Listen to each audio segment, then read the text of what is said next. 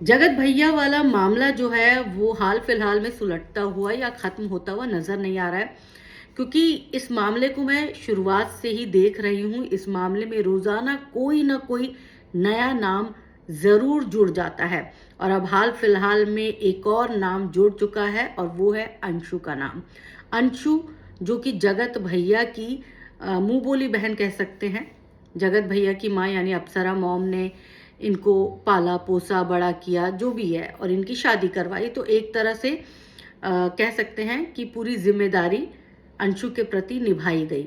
अब ऐसे में जब परिवार पर इतना मुश्किल वक्त आ गया है तो उम्मीद की जा रही थी कि जो बहन है, मुंहबोली बहन, वो भी इस समय अपनी भाभी को सपोर्ट करेंगी और अपनी भाभी के बारे में सोशल मीडिया पर ज़रूर अपनी बात रखेंगी और ये कोशिश करेंगी कि भाई और भाभी के रिश्ते जो है वो सुधर जाए। अब सबसे बड़ी बात जो है ना, इस पूरे परिवार में हर कोई सोशल मीडिया पर है। मतलब कहाँ कहाँ से नए रिश्तेदार सोशल मीडिया पर आ जाते, कुछ समझ में आ ही नहीं रहा है। माँ सोशल मीडिया पर है, भाई सोशल मीडिया पर है, भाई की बीवी सोशल मीडिया पर है, बहन सोशल मीडिया पर है, मुंह बोली बहन सोशल मीडिया पर है, हर कोई सोशल मीडिया पर है। खैर चलिए ठीक है, इनका चल रहा है अच्छा सोशल मीडिया, तो ये भी अच्छी बात है।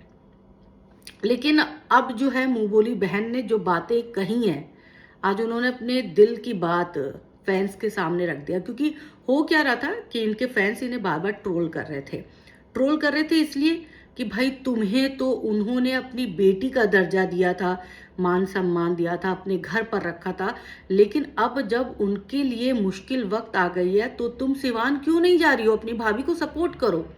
जाहिर सी बात है, फैंस ये ज़रूर चाहेंगे कि जिसकी परवरिश की, जिसको जो है अपनी बेटी जैसे रखा, वो इस मुश्किल घड़ी में काम आए। लेकिन अब अंशु ने अपना पक्ष रखा कि आखिर वो क्यों नहीं सिवान जा रही है और क्या वजह है कि वो इस मामले से पूरी तरह से दूरी बनाए हुए है। बहुत सारे पॉइंट्स उसने, 5-6 पॉइंट्स जो हैं वो रखे, और वो ऐसे पॉइंट्स हैं जिसे सुनने के बाद आप भी कहीं ना कहीं सोचने पर मजबूर हो जाएंगे कि क्या इन सब पूरे मामले में मनीषा की गलती थी। क्योंकि मनीषा कहीं ना कहीं एक इनसिक्योर पर्सनैलिटी रही है, उसको हमेशा इनसिक्योरिटी लगी रही है। हो सकता है उसे ऐसा लगता हो कि कोई मेरे पति को मुझसे छीन ना ले, और इत्तेफाक भी ऐसा ही हुआ कि कुछ चीज़ें ऐसी हो गई कि उनके पति को उनसे छीना जाने लगा। लेकिन अक्सर सोशल मीडिया पर जो चीज़ दिखाई जाती है, उस उन चीज़ों के अलावा भी कुछ चीज़ें ऐसी होती हैं जो सोशल मीडिया पर नहीं आती हैं, और वो चीज़ें सिर्फ वही लोग समझ पाते हैं जिनको पता होता है कि असल ज़िंदगी में भी ये सारी परेशानियां आती हैं। अब आप सब नोटिस कर रहे होंगे कि सचिन मनीषा के सिवान जाने से सुकून में है। वो भले ही सबकी पोल पट्टी खोल रहा हो, लेकिन एक तरह से वो एकदम ठीक है, तंदुरुस्त है, दिमाग से एकदम काम कर रहा है बंदा, सबकी इज्जत भी उतार रहा है, अपनी भी इज्जत उतरवा रहा है। लेकिन उसका दिमाग जो है वो बखूबी चल रहा है, उसे पता है कि उसे क्या बोलना है, किन लफ्ज़ों का इस्तेमाल करना है और कैसे किसको टारगेट करना है।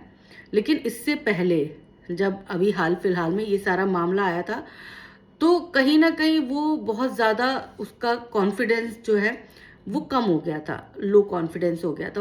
हो जाता है जब आप कोई बहुत बड़ी गलती कर लेते हैं तो आपको खुद अपने आप को संभालने में वक्त लगता है। और ऐसे में खुद सचिन कई बार लाइव में आके ये बात बोल चुका है कि भाई उसकी जो पत्नी है ना, वो बहुत टॉर्चर करती है, बहुत ज़्यादा परेशान करती है, टॉन्ट मारती है। तो कहीं ना कहीं ये चीज़ें दिख रही हैं कि मनीषा की तरफ से भी गलती हो रही है। मुझे पता है कि ये वीडियो ना मनीषा के फैंस को बहुत बुरी लगने वाली है, क्योंकि एक तो हमारे यहाँ भारत में ना ये क्रिएटर को भगवान बनाने का दर्जा एक नया चल पड़ा है कि मतलब आप पसंद करते हो तो सब पसंद करे वाली बात है, और सही को सही और गलत को गलत नहीं बोलते। वो सिर्फ और सिर्फ पूजा पाठ में लग जाते कि ये मेरा क्रिएटर, मैं इसे पसंद करती हूँ तो इसकी पूजा करूँगी। तो हो सकता है बहुत सारे क्रिएटर जो हैं मुझसे नाराज़ भी हों, कमेंट भी भद्दे भद्दे करें, बट ये मेरा ऑब्जर्वेशन है और बहुत सारे लोगों का भी है। बहुत सारे लोगों का मानना है कि कहीं ना कहीं इस पूरे मामले में मनीषा की भी गलती है। अब जो मुंह बोली बहन है अंशु, वो खुद ये बोल रही है कि भाई जो मेरी भाभी है मनीषा, वो इनसिक्योर पर्सनैलिटी की है। उसने इवन ये तक कह दिया था कि लोग तुम्हारे और सचिन के बारे में भी बात करने लगे हैं। सोचिए, आप सबने अगर अंशु को देखा होगा तो बहुत ही छोटी उम्र की लड़की है, और उसके बारे में कोई ऐसी बात करे, और वो भी तब जब वो अपना भाई मान रही हो। मैं मानती हूँ कि सचिन और जगत दीदी ने भाई बहन के रिश्ते को बदनाम किया है, लेकिन एक रिश्ता बदनाम होने से ऐसा नहीं है कि पूरा रिश्ते पर ही सवाल खड़े कर दिए जाए। और ये तब की बात है जब ये सारा मामला सामने भी नहीं आया था। और दूसरी बात, जब भी जो है अंशु अंबाला जाती थी तो हमेशा वो किसी ना किसी को यही बोलती थी कि मुफ्त की रोटियां तोड़ने आ गई है। मतलब कहीं ना कहीं वो कैमरे के सामने अपने आप को बेचारी, मासूम, प्यारी ये दिखाने की कोशिश करती थी। और दूसरी तरफ उसका एक डबल फेस था जो कैमरे पर तो लोगों को नहीं दिख सकता, लेकिन उनके आसपास जो लोग होते हैं ना, उनको वो चेहरा बहुत आसानी से दिख जाता है। और यही वजह रहती हैं कि इन वजहों की वजह से लोग आपसे दूरी भी बना लेते हैं। और कुछ पॉइंट और थे कि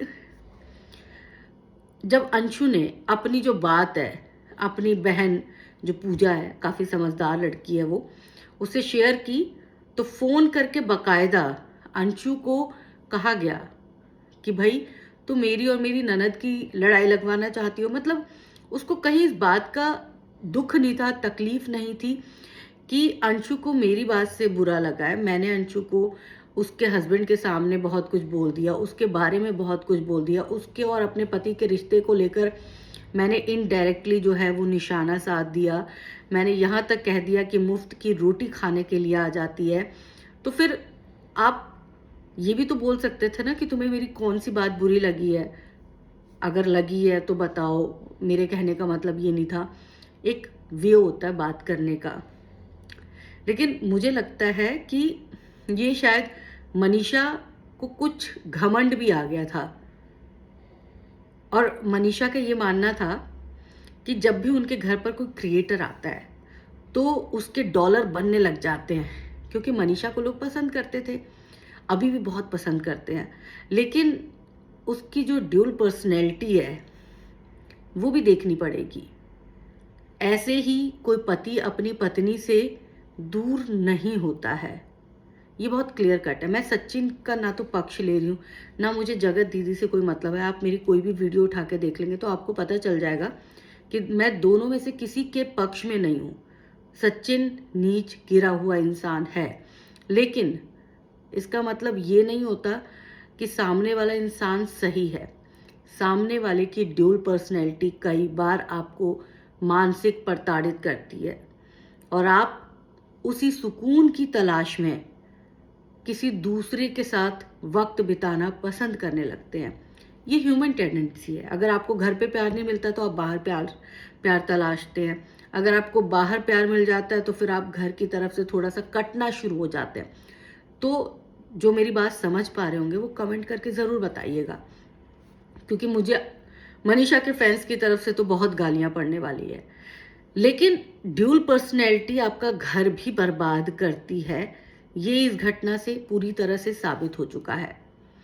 खुद जिसका पति बार बार बोल रहा है कि भाई वो इस तरह की पर्सनैलिटी है, मैं सिवान तब तक नहीं जाऊंगा जब तक कि वो वहां से नहीं चली जाएगी, क्योंकि उसको पता है कि मैं जाऊंगा, मैं मानसिक प्रेशर में रहूंगा, मैं गलत कर चुका हूं, मुझे लोग समझाने की कोशिश करेंगे। और दूसरी तरफ मेरी पत्नी बार बार मुझे हर 2 घंटे पे ताने देगी कि तुम घटिया इंसान हो, तुम नीच इंसान हो, मेरी तो शादी तुमसे हो गई, मैं बर्बाद हो गई।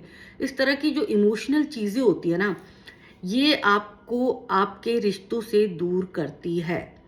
तो अंशु ने जिस तरह की सच्चाई बताई है, जिस तरह की चीज़ें उसने सोशल मीडिया पर रखी है, क्योंकि इससे पहले किसी भी मामले पर वो बोलने से कतरा रही थी, और अब जो वो पॉइंट लेकर आई है और उसने कहा है, उन पॉइंट्स के आधार पर तो यही कहा जा सकता है कि मनीषा को अपने अंदर बदलाव लाने की सख्त ज़रूरत है। पर्दे पर बेचारी प्यारी न्यारी बनने से कुछ नहीं होने वाला। सच्चे मायनों में अगर आप अपना घर बसाना चाहते हो तो आपको अपनी पर्सनैलिटी तो चेंज करनी पड़ेगी, अपना व्यवहार बदलना पड़ेगा। नहीं तो सिवान से आप अम्बाला आए, अम्बाला से फिर आप सिवान चले गए, तो वही कह सकते ना कि भाई अपने आप को बदलो। अपने दुनिया के सामने अपने पति की गुणगान करती रहती हो, लेकिन पीठ पीछे अपने पति को भला बुरा बोलती रहती हो। अब बहुत सारे लोग बोलेंगे कि उसके पति ने यही कर्म किया है, ये कुकर्म किया है, वो इसी लायक है, तो फिर छोड़ दो। अगर वो इसी लायक है तो छोड़ दो। रोज रोज हर 2 घंटे पे गाली देने से अच्छा कि छोड़ दो। लेकिन अगर आप छोड़ना नहीं चाहते हो तो आपको अगर हेल्दी लाइफ जीनी है, अच्छी लाइफ जीनी है, तो आपको अपने में भी बदलाव लाना पड़ेगा। कम से कम आपके बारे में बहुत सारे जो लोग अब ये बोलने लग गए हैं, खुद स्वाति बोल रही है कि भाई अपना काम निकल गया, बंदी को मतलब ही नहीं है।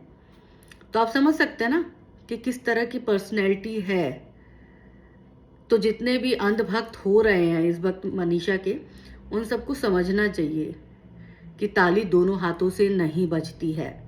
जगत दीदी वाले मामले पर भी ये बात लागू होती है और पति पत्नी के मामले पर भी ये बात लागू होती है। कोई भी जो भी चीज़ें हैं चल रही हैं, वो सिर्फ पति पत्नी ही ख़त्म कर सकते हैं। अगर हम बार बार ये बोलेंगे कि तुम सिवान जाओ, जगत भैया तुम सिवान जाओ, तो वो और इरिटेट होंगे। इसी तरह मनीषा को भी समझदारी दिखानी चाहिए। अगर उसको लगता है कि वो बहुत स्मार्ट है, स्मार्टली हर चीज़ से डील कर लेगी, तो बहुत कुछ चीज़ें अब जनता के सामने भी आ चुकी हैं और जनता भी जो है वो देख रही है कि किस तरह से चीज़ें जो हैं अंदर खाने भी चल रही हैं। तो कौन कौन है जो मेरी इस बात का सपोर्ट करता है, कमेंट करके ज़रूर बताइएगा, क्योंकि ये सारी बातें जो है ना वो हर किसी के दिमाग में चल रही हैं। कुछ लोग बोल देते, कुछ क्रिएटर्स बोल रहे हैं, कुछ क्रिएटर्स नहीं बोल पा रहे हैं, लेकिन कहीं ना कहीं मनीषा का व्यवहार भी उसकी इस हालात के लिए जिम्मेदार है।